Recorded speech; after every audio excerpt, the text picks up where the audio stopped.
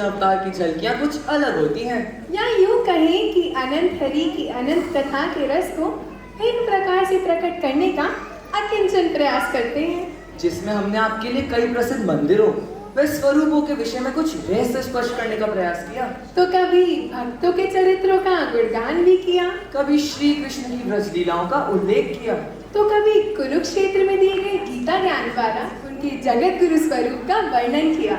हर बार हमें यही लगता है कि उनकी लीला के उन तत्वों पर प्रकाश डाले जिन पर मनन करने व जानने की आवश्यकता है, क्योंकि ज्ञान की कोई सीमा नहीं होती, पर अल्प ज्ञान कई बार संदेह उत्पन्न करता है और विशिष्ट ज्ञान आत्मविश्वास को बढ़ाता है। तभी तो हम लेकर आए हैं ये श्री कृष्ण प्रेम रस से भरा हुआ कृष्णमय कार्यक्रम, जिसका नाम है गोपी गीतम। तो भाव में हृदय के साथ आनंद लीजिए गोपियों की भक्ति के रस का। आपके रसपान में कोई व्यवधान ना हो, इसलिए हमारी आपसे प्रार्थना है कि अपने मोबाइल स्विच ऑफ कर दें या साइलेंट मोड पर डाल दें। आइए प्रेम से गाते हैं गोपी गीतम, जय श्री कृष्ण।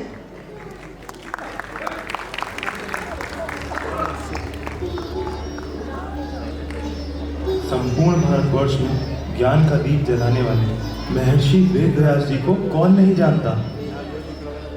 वेद के 4 भाग करने वाले, महाभारत की रचना करने वाले, तीनों कालों के ज्ञाता एक बार अपने आश्रम में श्री कृष्ण संकीर्तन में मग्न होकर आश्रम वासियों के साथ गोविंद का गुणगान कर रहे थे।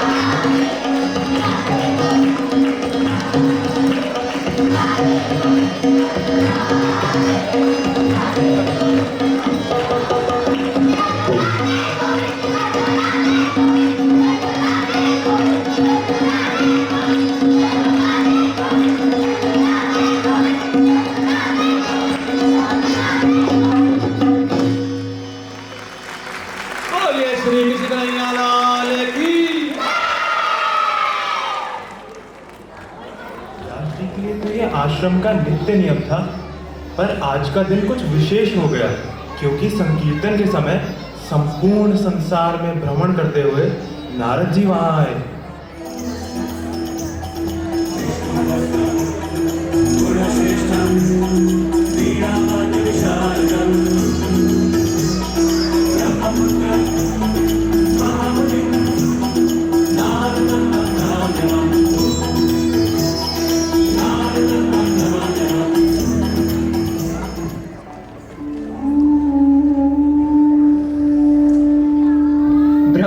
नारद जी को व्यास का प्रणाम स्वीकार हो। ओह क्षमा करें, कृष्ण द्वैपायन व्यास को मेरा प्रणाम स्वीकार हो।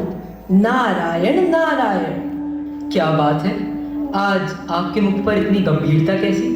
सृष्टि का ऐसा कौन सा कार्य आपको इतना चिंतामग्न कर रहा है जिसका हमें ज्ञान नहीं? हे व्यास जी, चिंता मग्न तो मैं हूँ, पर सृष्टि के विषय में नहीं, सृष्टि करने वाले के विषय में। अच्छा, फिर तो निश्चित ही विषय बहुत जटिल होगा। उसी की चर्चा के लिए ही तो आपके पास आया हूँ। बताइए, क्या है वो जिसने परम ज्ञानी परम वैष्णव नारद को भी चिंता में डाल दिया?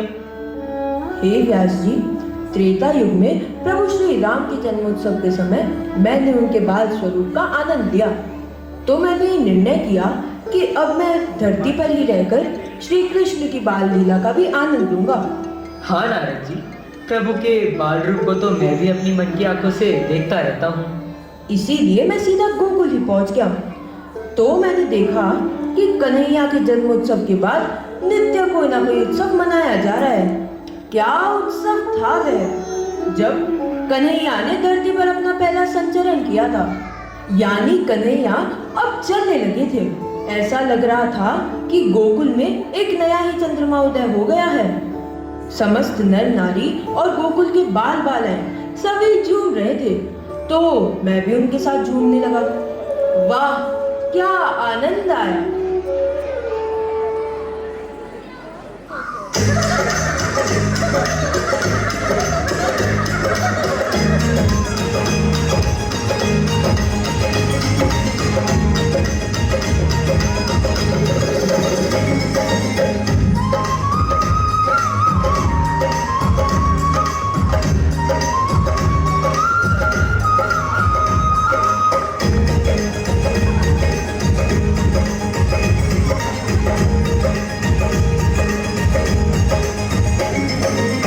धूम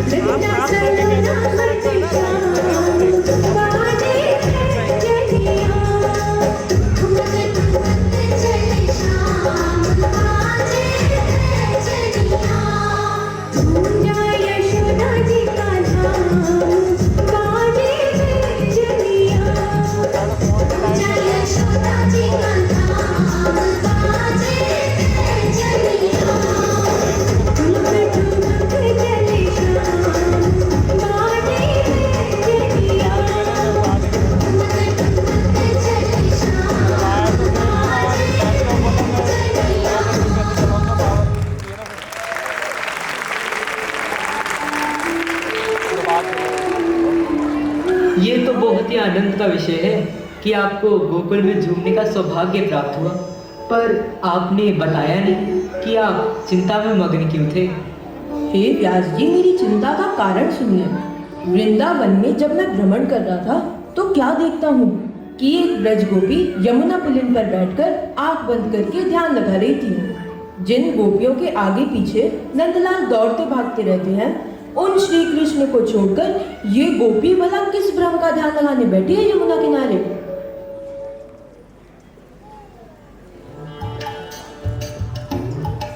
मुझे बड़ा आश्चर्य हुआ तो मैं पहुंच गया उसके सामने। थोड़ी ही देर में उसने आंख खोली। महाराज जी, दंडोत। देवी, मैं पूछ सकता हूँ कि आंख बंद करके आप किसका ध्यान कर रही है? महाराज, मैं क्या जानूं ये ध्यान ब्यान का हुए। मैं तो आफत की मारी घर की परेशान अपनी समस्या को समाधान ढूंढने के ताई बैठी हूँ। क्या समस्या है, हमें बताओ। हम बड़ी बड़ी समस्याओं को चुटकियों में दूर कर देते हैं। तुम्हारी समस्या क्या है? महाराज, मेरी समस्या बड़ी तगड़ी है। आप शांति से बैठकर सुनो तो मैं सुनाऊं। हाँ हाँ, सुनाओ। महाराज, मेरी सबसे बड़ी समस्या है ये नंद को छोरा। ये मेरे चित्त में ऐसे चिपक के बैठ गए हो कि यहाँ के चक्कर में मुंह पे घर गृहस्थी का जो काम ही ठीक ठाक ना होवे। अब आगे पीछे की तो बहुत तेरी समस्याएं हैं महाराज। तुम आज की समस्या सुन लो। आज मैं सवेरे सवेरे गई गैया धोई में के ताई।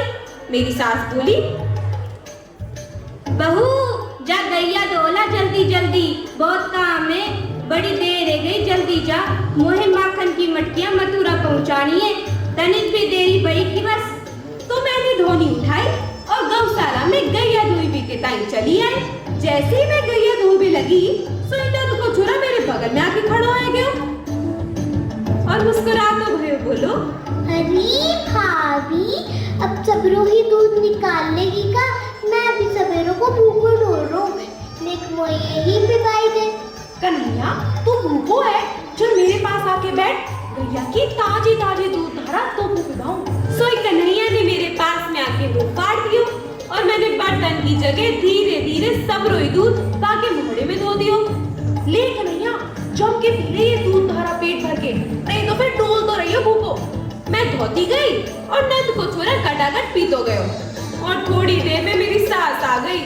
होश मोए तब आयो जब सास चिल्ला के पड़ी, ए बहू, तेने सबरे दूध को सत्यानाश कर दियो है? पर मैं तो ये दूध धारा कन्हैया को पिला रही हूँ। अरे कन्हैया, ललन कहाँ चला गए हो? कहाँ गए हो? तब मुझे ध्यान आया और मैंने ध्यान से देखो तो सब रोई दूध धरती पे गिरो गए हो है। मैं बड़े चक्कर में पड़ गई कि दूध धरती पे कैसे गिर गए हो। अच्छा, तो वहाँ सचमुच कन्हैया नहीं थे और वो तुम्हारी कल्पना का कृष्ण था। महाराज, मेरी सास ने सवेरे सवेरे मुझको 1000 गालियां सुनाई। आप भी सुन लो तनिक।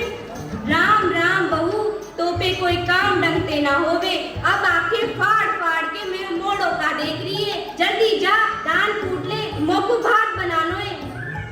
महाराज, मैं भाग भी गई और तुरंत मूसल उठा के लाई और ध्यान कूट पे लग गई। सोई नंद को छोरा फिर सामने आके खड़ा हो गया। मेरी ताई मुस्कुराते हुए बोलो, अरे भाभी, सास ने कुछ ज्यादा ही सुनाई नहीं का? कैसे मुंह लटकाए खड़ी है? ना है कन्हैया, ऐसी कोई बात ना है। हमारी सास बहू की तो आपस में चलती रही है। तू बता, तू कैसे आयो? क्या करूं, कोई खेलने को ही ना आयो। सबन को गाय चराने जानो है जंगल में और मैया मुँह को भेजे ही ना है। ले, काहे नहीं भेजे? तेने तो बालपन में पूतना मार डाली और वहाँ तूफान में भी पूरे गोकुल में उड़तो भयो डोलो, फिर भी तेरा कोई कुछ ना बिगाड़ पायो। यशोदा मैया को पतो ना है हमारो कनुओ अच्छो अच्छो को धूल चटाए दे। यह बात पूरा गोकुल जाने, बस मैया ही ना जाने। तो तू ही बता, मैं कौन के साथ खेलूं? तो मैं तो से बतिया देख के खातिर आई गए हो। ये तो बढ़िया काम कियो तेने कन्हैया। तू यहीं रह जाया कर और सारा दिन मुझसे बातें किया कर। बस मैं वहाँ से बातें कर भी लगी। होश मोए तब आयो जब सास की आवाज कान में पड़ी, ए बहू, कौन से बड़बड़ाए रही है? यानी फिर तुम कल्पना का कृष्ण मानकर वहां खुद से बात कर रही थी? हाँ महाराज, मैंने ध्यान से देखो, वहाँ कोई नंद को लाला नहीं था। मोह को बड़ी शर्म लगी। सास ने फिर 10,000 गाली दी और झल्ला के बोली, अब मेरो मोह मत देख, जल्दी से मटका उठा और पानी भर के ला। पानी पी पी के ताई एक बूंद ना है घर में। महाराज मैंने मटकियां उठाई और जमुना तट पर जल भर पे के ताई आई। पर जैसे ही मैंने जमुना जल भर लियो मटका में, तो मटका भारी, उठावे में नेक परेशानी आ गई। मैं सोच रही कैसे उठाऊं, सोई नंद को छोरा सामने आ गयो। अरे भाभी, मटका भारी है, मैं उठाए दूंगा। अरे लाला, बड़े मौके पे आए हो, नेक सहारो लगाए दे। नंद के लाला ने हाथ लगायो, मैंने भी जोर लगायो और मटका उठायो। जैसे ही उठायो कि मटका धड़ाम गिर के फूट गयो। क्योंकि वो भी तुम अकेले ही उठा रही थी, वहां कृष्ण नहीं था। ए देवी मैया, ये का भयो, मेरो मटका फूट गयो और बिना मटका के घर जाऊंगी तो मेरी सास 1000 गाली फिर देगी और ऐसो ही चलतो रहो तो कहूँ दिना सास मुझको घर से निकलवाई देगी। कहेगी ये तो पागल है गई है, ये तो बावरी है गई है। जब तक ये टेढ़ी टांग वालों मेरे मत से ना निकलेगो तब तक घर नहीं जाऊंगी। यहीं जमुना किनारे कदम के नीचे बैठकर आज बस यही ध्यान करूंगी कि ये मेरे मन से निकल जाए।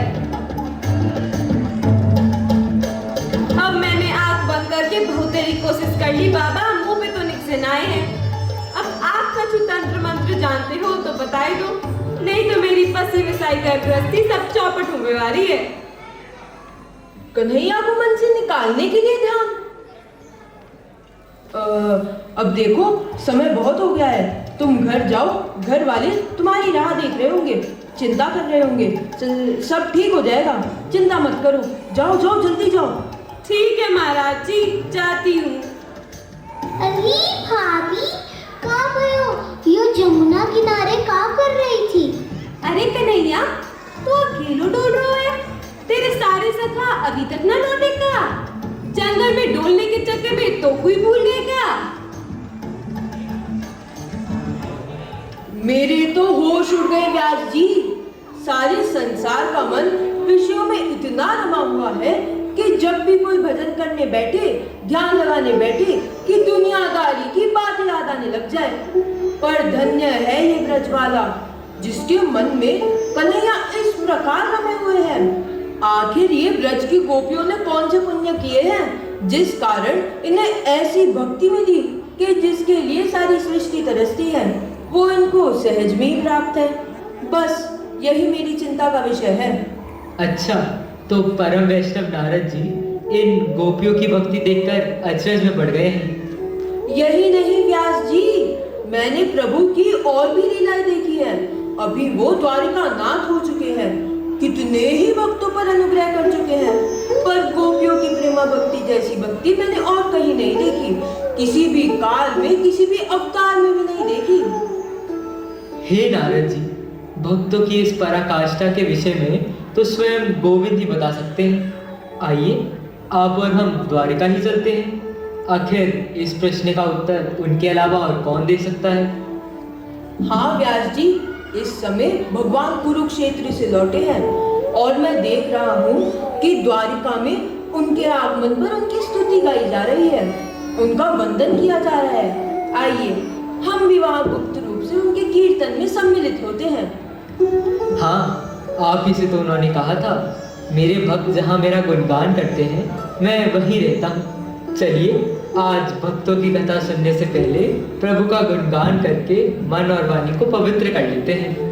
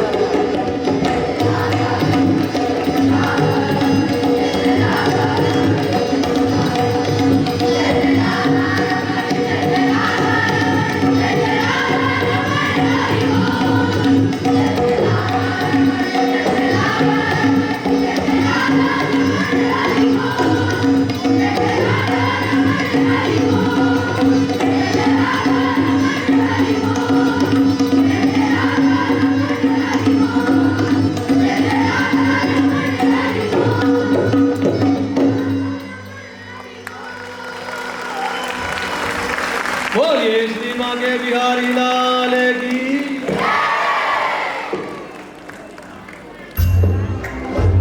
समस्त सृष्टि की जो आत्मा है वो भगवान श्री कृष्ण जो सृष्टि के कण-कण को जानते हैं, उनसे हमारे मन की, हमारी आत्मा की आवाज कैसे छिपी रह सकती है। वो पहले ही पहचान गए कि उनके भक्त नारद किस दुविधा में है।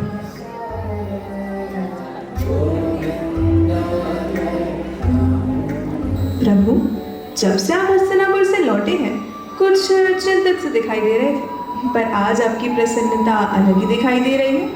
कुछ हमें भी बताइए, क्या रहस्य है? आज हमारे परम भक्त नारद और पराशर पुत्र व्यास जी हमसे मिलने आ रहे हैं, तो प्रसन्नता तो होगी ही। फिर तो अवश्य कुछ चर्चाएं होंगी। उनका प्रश्न मेरे हृदय के बहुत समीप है देवी। ये प्रश्न एक बार मेरे अनन्य मित्र उद्धव ने भी मुझसे किया था। प्रभु, मैं देख रहा हूँ कि आप मथुरा में उपस्थित तो हैं, पर आपके मुख पर वो उल्लास नहीं दिखाई देता जिसके दर्शन के लिए आपके भक्त आपका स्मरण करते हैं। हे उद्धव, अब एक मित्र से मित्र के भाव कहाँ छुपते हैं, पर ये बात तो तुम भी जानते हो कि ब्रज की धरा जिस प्रकार मेरा स्मरण करती है, उसी प्रकार मैं भी ब्रज को कभी भूल नहीं सकता। आपके कहने से मैं ब्रज की गलियों में वो देख के आया हूँ जिसके विषय में मैंने सोचा नहीं था। हे सखे, मैंने देखा कि आप तो यहाँ द्वारिका में हैं, पर ब्रज में वो गोपियाँ अकेली नहीं हैं, आप उनके साथ हो। वहाँ सबके पास उनके कृष्ण हैं। आखिर गोपियों को ऐसी प्रेमा भक्ति किस कारण मिली? वो कौन सा रहस्य है सृष्टि का जो आपकी माया से भी परे है? बताइए सखे, बताइए। अच्छा, तो आज वे दोनों आपकी प्रेमा भक्ति की चर्चा करने वाले हैं, तभी आप इतने प्रसन्न हैं। लीजिए, आ गए वे। द्वारिकानाथ भगवान की जय हो। अरे, आप दोनों आज एक साथ? आप दोनों तपस्वियों के दर्शन कर हम कृतार्थ हुए। कहिए, मेरे लिए क्या आज्ञा है? प्रभु, आप हमारे मन की दुविधा को तो जानते ही हैं। आखिर वो परम रहस्य क्या है जिसके कारण गोपियों को ऐसी भक्ति मिली? जहाँ समस्त संसार के मन को आपकी माया अनेक प्रकार के नाच नचाती है, वहाँ ये गोपियाँ आपकी माया को भी भ्रमित कर देती हैं। आखिर इसका मुख्य तत्व क्या है माधव? हाँ प्रभु, ये कैसा मोहजाल है जिसमें आपकी माया भी मोहित हो गई है? ये मोहजाल नहीं है देवी, ये इन सबके पिछले जन्मों की कामना है जिसे मैं पूरी कर रहा हूँ। मैं समझी नहीं नाथ। थोड़ा विस्तार से बताइए प्रभु। ये सब जो गोपियां हैं, ये अपने पिछले जन्मों में बड़े बड़े सिद्ध तपस्वी और योगी थे। इनको संसार की किसी वस्तु की कामना नहीं थी। इन्होंने जन्म जन्मांतर में घोर तपस्या करके हमें अनेक रिश्तों में मांगा था। अब बहुत से तपस्वियों की ये कामना थी कि हमारी माता बने। अब आप लोग ही बताइए कि एक जन्म में मैं कितनी माँ को संभालूं? पहले से ही 2 माताओं में बटा हुआ हूँ। सो हमारे प्रति इनकी ममता और स्नेह की प्यास बुझाने के लिए योग माया ने इन्हें ग्वालिनों के रूप में गोकुल भेजकर इनकी अंतरंग इच्छा पूर्ण कर दी है।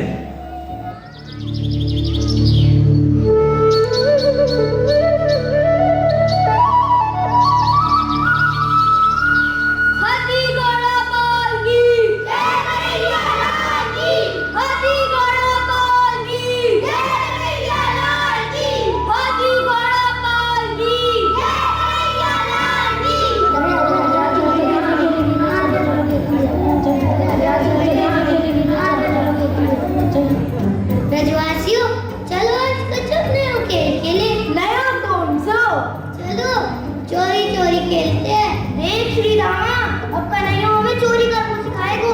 अरे भैया, अगर मैया सुनेगी तो वो पिटाई करेगी कि छठी को दूध याद आ जाएगा। ओहो, हम कोई सोने चांदी या धन की चोरी की बात थोड़ी कर रहे हैं। तो भैया, कौन की चोरी की बात कर रहा है? राहु भैया, अपन माखन मिश्री की चोरी करेंगे। लाला, तेरे घर में माखन की कमी है जो चोरी करके खावे वो। मेरे घर में तो ना है, पर ये देखो, मन सुखा मधुमंगल और तुम खुद सब टेढ़े दिखे हो रहे हो। कन्हैया भैया, माखन तो हमारे घर में भी खूब होवे, पर मैया सबरो माखन बाजार में बेचावे। कितनी गलत बात है। देखो, गए इनकी सेवा करीबी की खातिर हम गवाला और गोरस खाए की ताई वो मथुरा के लाला। गलत बात है कि ना है? बोलो लाला, जा बाद में खत्म है। ठीक कही तूने। तो क्या करे लाला, अब तू ही बता। अरे सबरी गोपियां गोरस बेचवे तो गोद में जाएगी। पहले उनके घर में घुस के अपनी माखन साफ कर जाओ। पहले हम खाएंगे, खावे से बचे तो बेचो। ठीक है लाला, तो पक्की रही। बोल कौन के घर चले? कन्हैया भैया, हमने तो कान पकड़ लिए। मैं चोरी कब ना करूं। अरे क्यों, कहाँ गए? अरे भैया, तेरी देखा देखी एक दिन मैंने भी मेरे घर में माखन खा लिया। तो मैया ने जो पिटाई करी, मेरी तो हालत ही बिगाड़ दी। अरे पहली बार चोरी करी और पिट के आ गए हो। ठीक से चोरी करो ना तुमको। चल मैं सिखाऊं। लाला, अब से तू हमरो सरदार। हम तेरे ही संग चलो करेंगे और मिलजुल कर काम कियो करेंगे। तो ठीक है, अपनी मंडली बनाओ। भैया, पर मंडली को नाम का रखेगो? अपनी मंडली को नाम होएगो बाल गोपाल चोर विद्या प्रचार मंडली। अरे वाह! बाल गोपाल चोर विद्या प्रचार मंडली की जय! बाल गोपाल चोर विद्या प्रचार मंडली की जय! तो भैया, मंडली को नाम भी हो गयो, अब काम भी शुरू करें। मुझे तो माखन की सुगंध भी आ रही है। हाँ, तो चलो।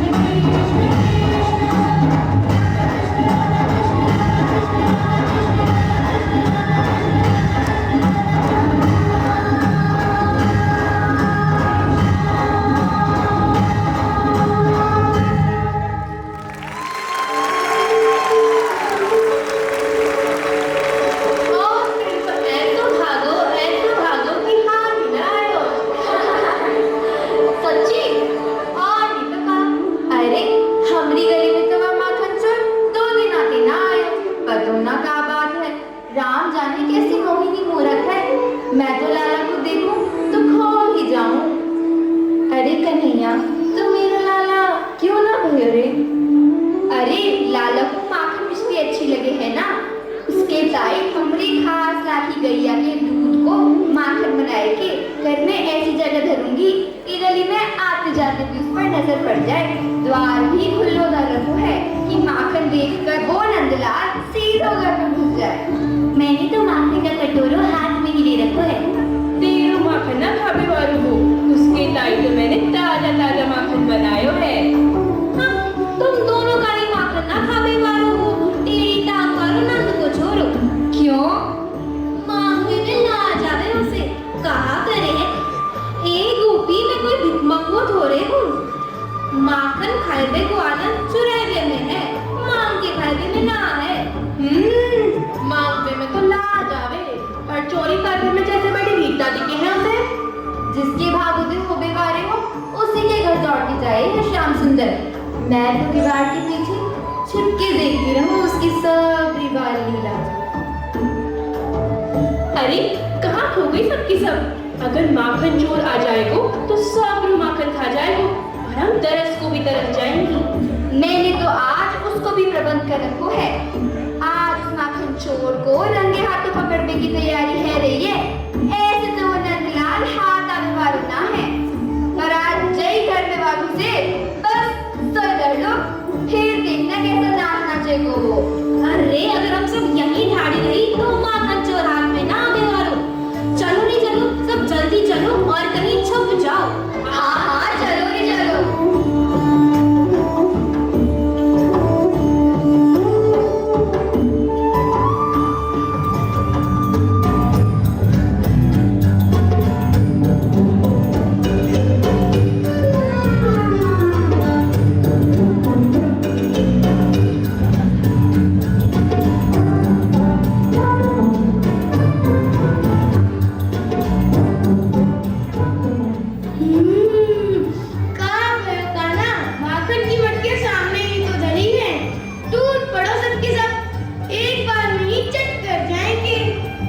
ब्रजवासियों, ये गोपियाँ इतनी बोली बोली सुनाए कि माखन से भरा मटका आंगन में धर के खुले की ओर चली जाए।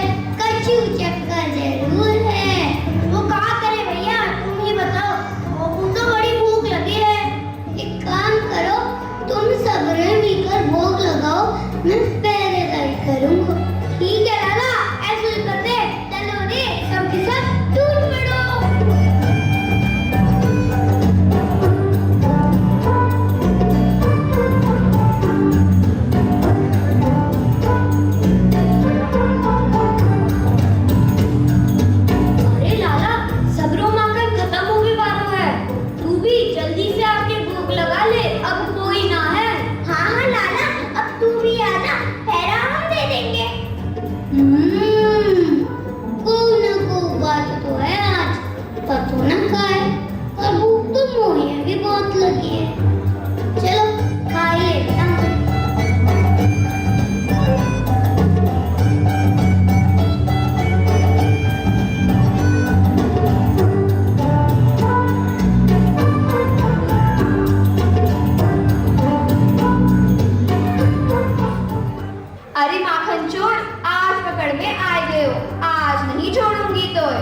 अरे झूठ बोलने में सबसे आगे है तू।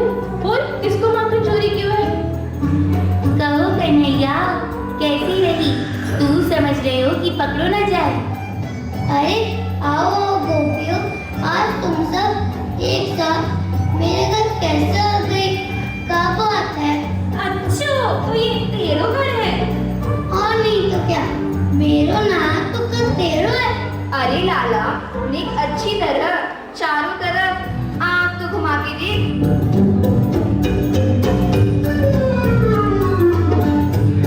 अरे राम राम राम राम, ये तो सच में तेरो ही घर निकल पड़ो। देख गोपी, जैसे मेरे घर को दरवाजो, वैसे ही तेरे घर को दरवाजो। जैसे हमारे घर को आंगन, वैसे ही तेरे घर को आंगन। मैं तो वास्तव में दुखों खा गयो, बरोबारी दुखों है गयो। राम राम राम।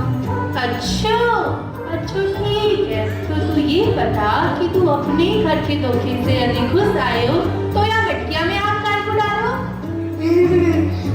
अरे गोपी का बता, मैया ने तो कंगन पहना रखे हैं ना सोने के। ये मैं जब भी धूप में निकलूं तो इतने गर्म है जाए कि हाथ जलने लग जाए। अब ज्यादा गर्म है गए तो मैंने सोची कि अब मटकिया में हाथ डाल के ठंडे कर लो, तो या हमारे मैंने हाथ डाल दियो। हम तेरी बातन में आवे वाली ना है, तू और इन्हें पागल बनाइयो। अब तू पकड़ में आ गयो है, अब चल मैया के पास। तेरी मैया बहुत कहो करती कि काऊ दिना पकड़ के दिखाओ तो जानू, आज बताएंगी पकड़ के। चल। अरे गोपी अभी छोटी मोटी बात बताई, काहे को मैया तक जाए, कछु बात आपस में ही निपटाए ले। ऐसे तो बात निपटने वाली ना है। क्या करेगी तू, क्या करेगी बता। अरे तुम लोगों को क्या चाहिए, बोलो, जो बोलोगी वो करेंगे हम। मौका बढ़िया है। अच्छा लाला, एक शर्त पर छोड़ सके है तुमको। का सच है, बोल। बस बढ़िया से नाच दिखाई दे, ठुमका लगा के। अगर तेरा नाच पसंद आ गयो तो हम तो को छोड़ देवेगी, और ना पसंद आयो तो मैया के पास ही ले जाएंगी। अरे नाच वो तो हमें बहुत जोरदार आवे, छोड़ मेरे हाथ, अभी नाच के दिखाओ। हाथ छोड़ दियो तो फिर तुम पकड़ में आने वाले हो का। ले, जब हाथ ही ना छोड़ेगी तो नाचेंगे कहाँ से फिर। हाँ ये बात भी है। ठीक है लाला, हम सभी दरवाजे बंद करके तेरा नाच देखेंगी ताकि तू कहीं भाग ना सके। अरे जाओ रे जाओ, सबने बुला लाओ। हाँ हाँ चलो ही चलो। अरे ओ सुलेखा की माँ, आ जाओ मानो नाच दिखा रहे है। अरे ओ इंदुलेखा, अरे ओ रत्नावली, अरे आ जाओ कान्हा नाच बिवारो है। लो सबरी आ गई, अब दरवाजे भी बंद कर दो। ले कान्हा, छोड़ दियो तेरो हाथ, अब नाच के दिखा। बाका कन्हैया, न्यारा कन्हैया, गोकुल में सबका प्यारा कन्हैया। बाका कन्हैया, न्यारा कन्हैया, गोकुल में सबका प्यारा कन्हैया। अब ऐसे अकेले नाचने में हमको शर्म लगे तो क्या करे बोल। तुम सभी भी नाचो ना मेरे साथ। हम सब तो चलो। Thank you.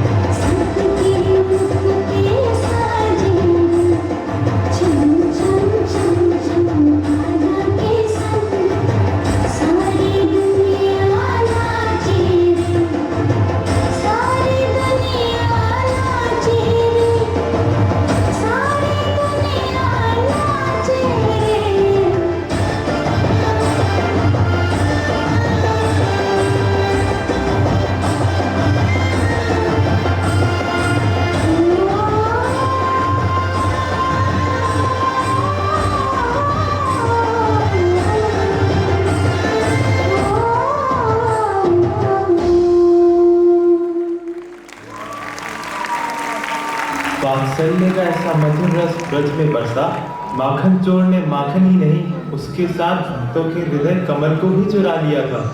जी की व्याकुलता अभी भी पूरी तरह शांत नहीं हुई है। क्या हुआ देवर्षि, आप इतने चुप क्यों हो गए?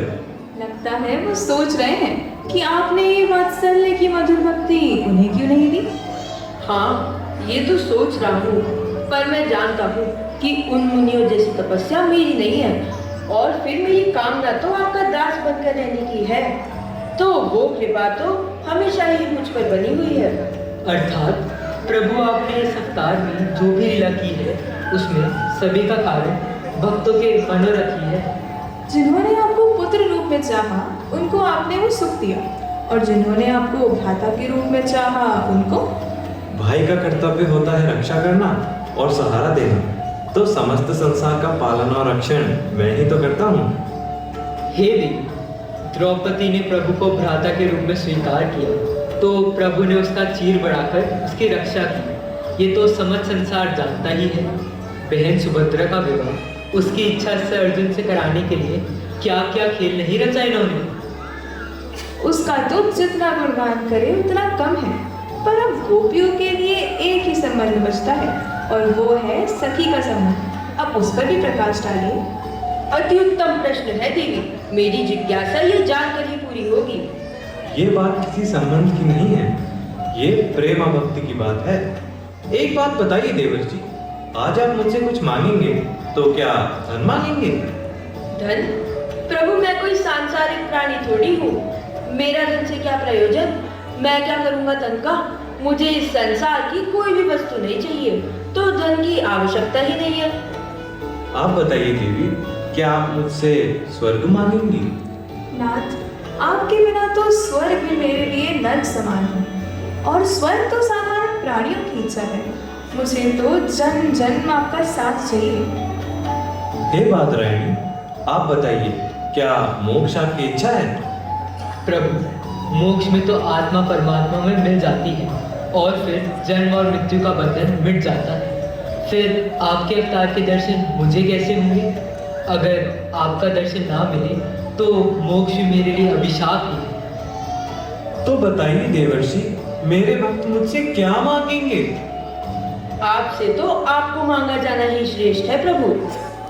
बस जिन जिन भक्तों ने, मुनियों ने मुझसे प्रेम का, सखी का संबंध स्थापित किया, ये सखियां वे ही तो है। जब राम अवतार का समय था और सीता के स्वयंवर के लिए जनकपुर गए थे, तब जनकपुर की स्त्रियां सोच रही थी, ये कितने सुंदर हैं, इनकी छवि तो देखो कितनी प्यारी है। हे नारायण, ये मेरे पति बन जाए, बस मुझे और कुछ नहीं चाहिए। अरे मेरी तरफ तो देख ही नहीं गए, बस एक बार इधर देखें, ये मोहनी मूर्ति निरखी। इनका तो विवाह हो चुका है और मैं तो एक साधारण स्त्री हूँ। क्या ये छवि मुझे नहीं प्राप्त हो सकती? हे माँ गौरी, मेरी प्रार्थना भी सुन ले। हे देवर्षि, उस अवतार में तो हम मर्यादा में थे, तब हमने उन सब का मनोरथ पूर्ण करने का आशीर्वाद दिया था। वे सब गोपियां बनकर ब्रज में जन्मी हैं, और कई भक्तों ने हमसे सखी भाव से प्रेम किया, तो इस अवतार में हमने सबका मनोरथ पूर्ण किया। जरा ये लीला तो देखिए।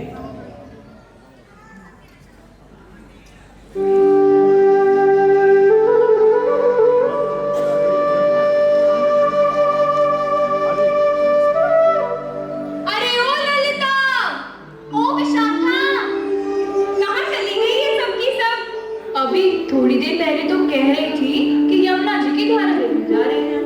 अरे पर यहाँ तो कोई नहीं है। देखो वो रही। कहाँ चली गई थी तुम सबकी सब? वो यमुना जी की धारा के साथ बहते बहते हम भी थोड़ी दूर निकल गई थी। पर क्या हुआ? इतनी अधीर क्यों हो रही हो? अरे अधीर हम नहीं हो रहे, उधर पंचायत में सब लोग इकट्ठा हो गए हैं। तुम्हारी माताएं तुम्हें ढूंढ रही थी। हाँ हाँ, तो पंचायत तो हो गई ना, फिर क्या निर्णय निकला? निर्णय ये निकला है कि गोकुल वाले इस बार बरसाने नहीं जाएंगे होली खेलने। इस बार तो सारी ब्रजमंडल की होली गोकुल में ही है। लगता है गोकुल वाले बरसाने वालों की लठमार होली से डर गए हैं। हाँ, डर तो गए हैं।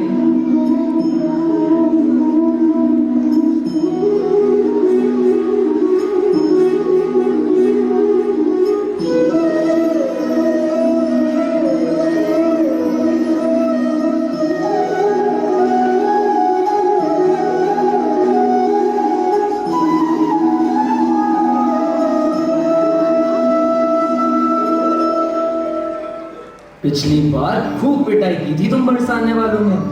बड़ी मुश्किल से जान बचा के भागे थे हम सब।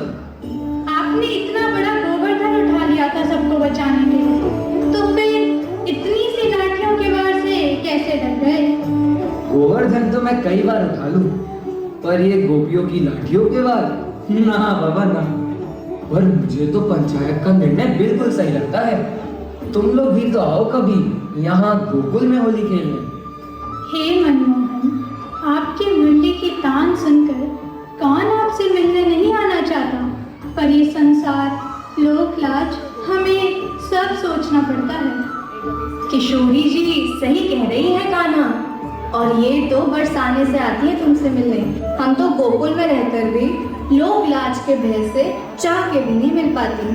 तुम जब मुरली बजाते हो तो सबका ध्यान तुम्हारी तरफ ही होता है। ऐसे में हम कितनी भी चुप कर आए, सबको पता चल ही जाता है। हाँ प्यारे, तुम नहीं जानते तुम्हारे लिए हमें कितनी निंदा सहन करनी पड़ती। आज तो हम पंचायत के बहाने से आ गए, पर अब हमारा आना संभव नहीं है। और नहीं तो क्या, सब हम पर ताने कसेंगे। हाँ, तो बोलने वाले बोलते रहें। कृष्ण को लोक लाज का कोई भय नहीं।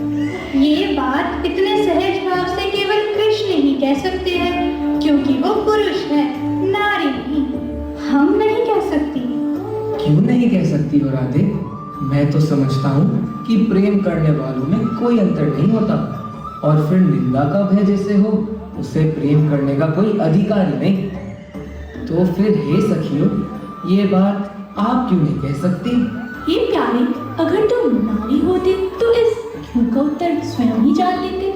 कभी कभी मैं सोचती हूँ, अगर तुम नारी होते तो क्या होता किशोरी जी? तो हमारी तड़प को जान पाते कि प्रेम में बंधन क्या होता है। तुम सबको ये अच्छा लगता कि मैं तुम्हारी तरह होता? अच्छी बात है, तो बना दो मुझे भी तुम जैसा। देखते हैं नारी बनकर कैसा लगता है। देख लो, बाद में पीछे मत हट जाना। नारी बनना इतना आसान नहीं है प्यारे। देखते हैं राधे, तुम सब तो तैयारी करो मुझे नार बनाने की। जाओ सखियों, जाकर कृष्ण के लिए वस्त्र व आभूषण ले आओ।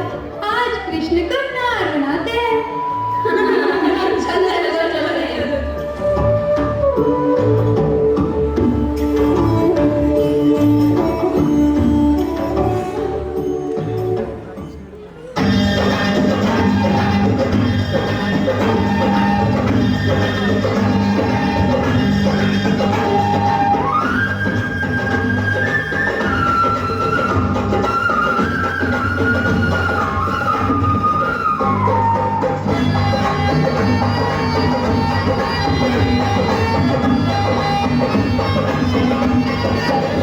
रसिया को नार बनाओ रे रसिया को।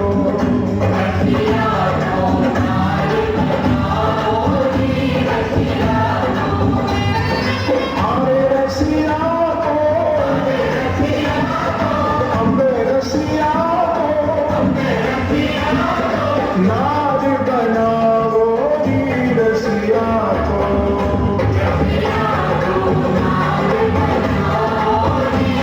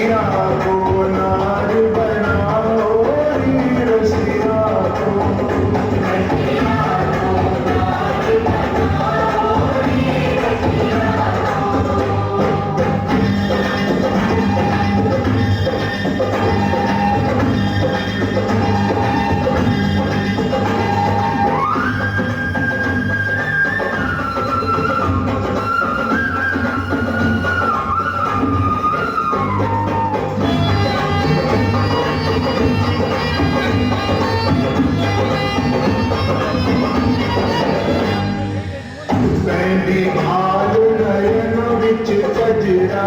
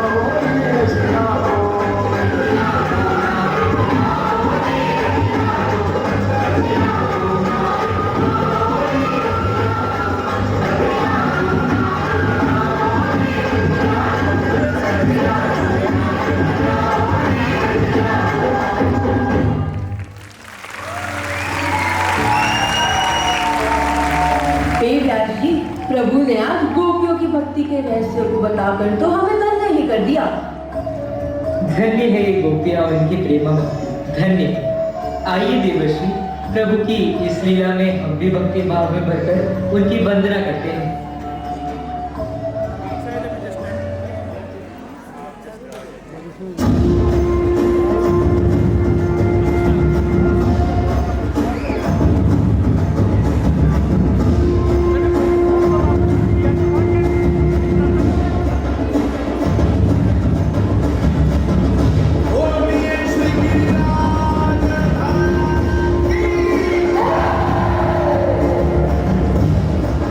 Ah!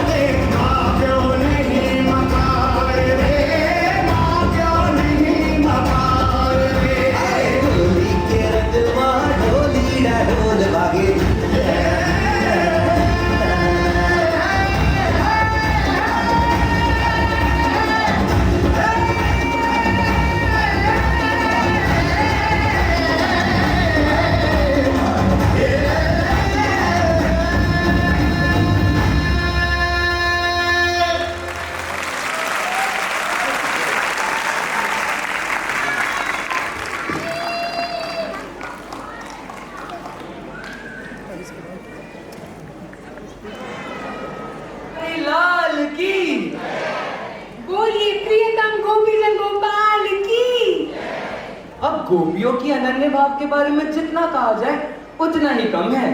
फिर भी श्री कृष्ण कृपा से हमने जितना सीखा आपको उतना बताने का प्रयास किया। और आप विद्वत जनों ने अपनी तालियों से इसे खूब सराहा, उसके लिए बहुत बहुत धन्यवाद।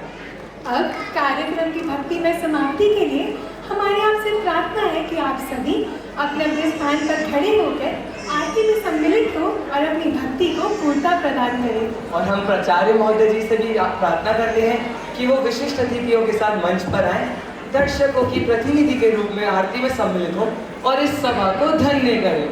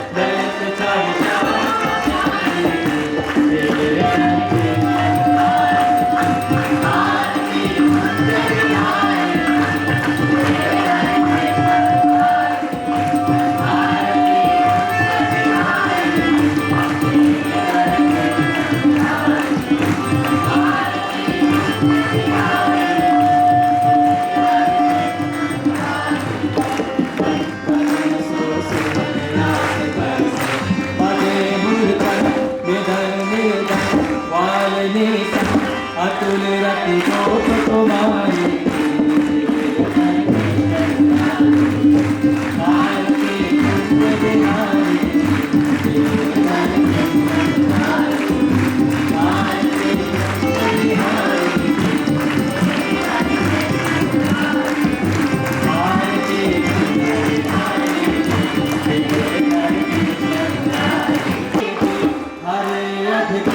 चरण छवि के बनवारी